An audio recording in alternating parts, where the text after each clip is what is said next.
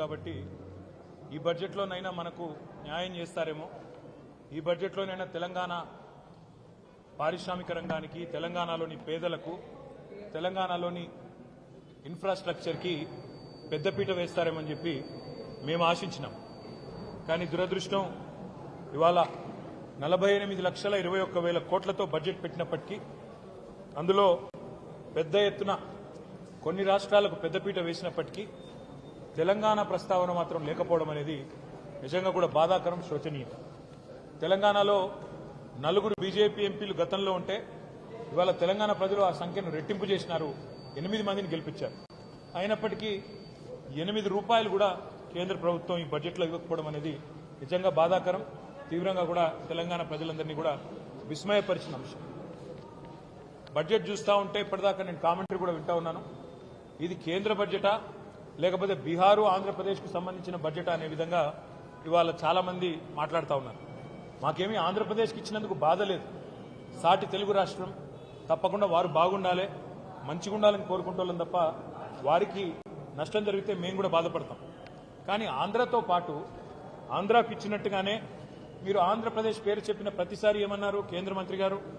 ఆంధ్రప్రదేశ్ పునర్విభజన చట్టం అని మాట్లాడింది. కానీ ఆంధ్రప్రదేశ్ పునర్విభజన అంటేనే 2 రాష్ట్రాలకు సంబంధించిన ప్రయోజనాలు ఆ చట్టంలో ఉన్నాయి. కానీ మొత్తం స్పీచ్ కాపీలో ఎక్కడ కూడా కనీసం తెలంగాణ అన్న పదం కూడా మంత్రి గారు మాట్లాడకపోవడం బాధాకరం. సరే, ఆంధ్రప్రదేశ్కి బ్రహ్మాండంగా డబ్బులు ఇచ్చారు. అమరావతికి 15,000 కోట్లు, తర్వాత భవిష్యత్తులో ఇంకా అవసరంగా అయితే ఎక్కువ డబ్బులు ఇస్తామన్నారు. అదేవిధంగా పోలవరం నిర్మాణానికి సంపూర్ణ సాయం చేస్తామన్నారు. అదే మాదిరిగా ఆంధ్రప్రదేశ్లో మరి పారిశ్రామిక అభివృద్ధికి ప్రత్యేక సహకారం ఇస్తామన్నారు. వైజాగ్, చెన్నై ఇండస్ట్రియల్ కారిడార్స్ పెడతామన్నారు. అదేవిధంగా కొప్పర్తి, ఓర్వకల్లు ఇండస్ట్రియల్ జోన్స్కి అక్కడ ఎలక్ట్రిసిటీ, వాటరు, రోడ్స్, హైవేలకు ప్రత్యేక నిధులు అన్నారు.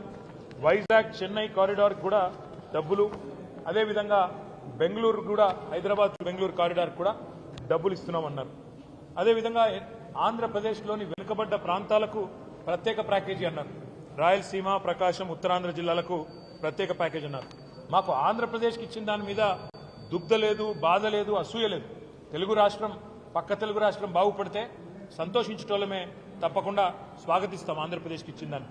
కానీ కేవలం ఆంధ్రప్రదేశ్కు, బీహార్కు రెండింటికే ఇస్తూ మిగతా 26 రాష్ట్రాలను మరి చిన్నచూపు చూడడం అనేది నిజంగా బాధాకరం. ఆంధ్రప్రదేశ్ పునర్విభజన చట్టమని మీరే మాట అయితే చెప్పారు. ఆంధ్రప్రదేశ్ పునర్విభజన చట్టంలోనే 2 తెలుగు రాష్ట్రాల ఏర్పాటు కూడా ఉన్నది. తెలంగాణ ఉన్నది, ఆంధ్రప్రదేశ్ ఉన్నది.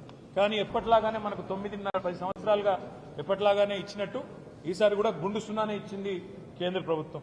మరి మీరు ఒక్క నిమిషం ఆలోచిస్తే మనకు ఆంధ్రప్రదేశ్ పునర్విభజన చట్టంలో కూడా 35 వివిధ హామీలు మరి మనకు కేంద్ర ప్రభుత్వం ఆనాడు 2014లో ఇచ్చింది.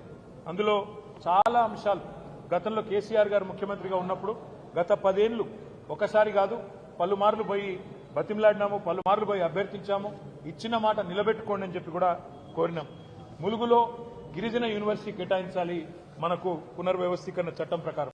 కానీ పేరుకేదో యూనివర్సిటీ ఇచ్చినట్టు గతంలో ప్రకటించారు తప్ప ఇప్పటి వరకు డబ్బులు కేటాయించలేదు. బయ్యారంలో ఉక్కు కర్మాగారం పెడతాము steel authority of India limited ద్వారా అన్నారు. ఇప్పటి వరకు దానికి మోక్షం లభించలేదు. ఈ బడ్జెట్లో కూడా దక్కింది గుండు సున్నా. కాజీపేటలో రైల్ కోచ్ ఫ్యాక్టరీ అన్నారు, అది కూడా హులెక్కైంది. అది కూడా ఇవాళ రైల్ కోచ్ ఫ్యాక్టరీ పోయి ఒక వ్యాగన్ రిపేర్ షాప్ పెడతామని చెప్పడం బాధాకరం. 9 ఏళ్లుగా ఆనాడు కేసీఆర్ గారు ప్రధానమంత్రి గారిని, కేంద్ర మంత్రులను పలుమార్లు కలిసి మా రాష్ట్రానికి కొత్త విద్యా సంస్థలు ఇవ్వండి, ఐఐఎం ఇవ్వండి, ఇండియన్ ఇన్స్టిట్యూట్ ఆఫ్ మేనేజ్మెంట్ ఇవ్వండి, నేషనల్ ఇన్స్టిట్యూట్ ఆఫ్ డిజైన్ ఇవ్వండి, ఐఐఎస్ఈఆర్ ఐసర్ ఇవ్వండి, నవోదయ కేంద్రీయ విద్యాలయాలు ఇవ్వండి అని పలుమార్లు కోరినాం.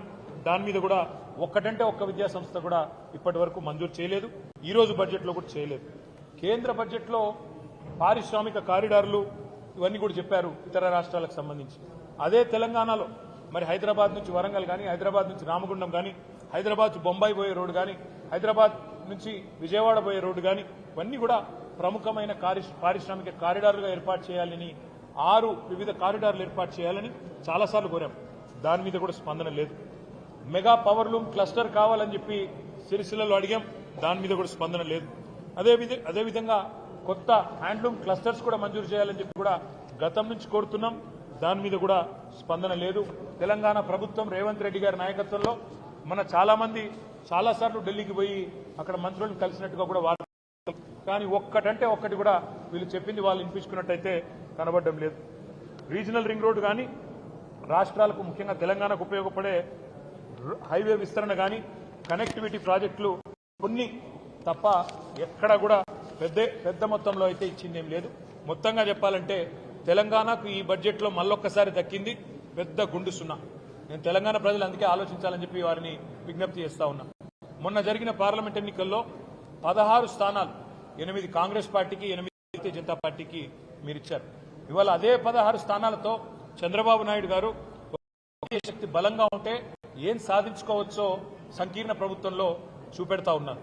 15,000 కోట్లు ఒక్క ఏపీ క్యాపిటల్ డెవలప్మెంట్కి ఆయన తీసుకుంటున్నారు. అదేవిధంగా బీహార్కు 26,000 కోట్ల రూపాయలు కేవలం రహదారుల కోసం మాత్రమే ఇచ్చినారు.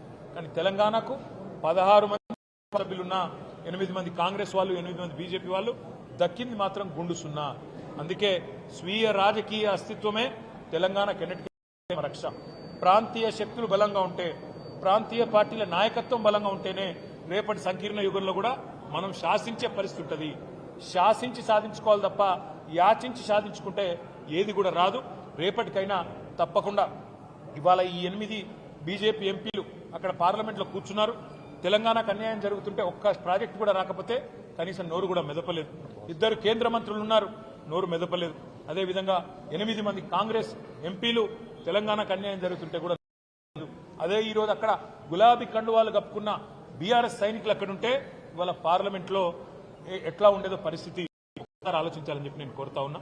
అందుకే భవిష్యత్తులోనైనా తెలంగాణ ప్రజలు గుర్తుపెట్టుకోవాల్సిన మాట, మన ప్రాంత హక్కులు కాపాడాలంటే, మన రాష్ట్ర హక్కులు కాపాడాలంటే, మనకు నిధులు రావాలంటే ఈ సంకీర్ణ శకంలో తప్పకుండా కేసీఆర్ గారు లాంటి బలమైన నాయకులు, బలమైన బీఆర్ఎస్ లాంటి పార్టీలను ఎంత మద్దతు ఇచ్చి, ఎంత సంఖ్యాపరంగా బలోపేతం చేస్తే అంత రాష్ట్రానికి లాభం అనే మాట కూడా మళ్ళొక్కసారి గుర్తు చేస్తూ, ఈ బడ్జెట్లో కూడా గుండు సున్నానే ఇచ్చినందుకు మరి కేంద్ర ప్రభుత్వానికి 8 ఎంపీలు ఇచ్చినా మీరు గుండు సున్నా ఇచ్చినందుకు తెలంగాణ ప్రజలు భవిష్యత్తులో అన్ని గమనిస్తున్నారు, అన్ని ఆలోచన చేస్తున్నారు. తప్పకుండా తగు రీతిలో నిర్ణయం తీసుకుంటారని చెప్పి కూడా మేము ఆశిస్తాం.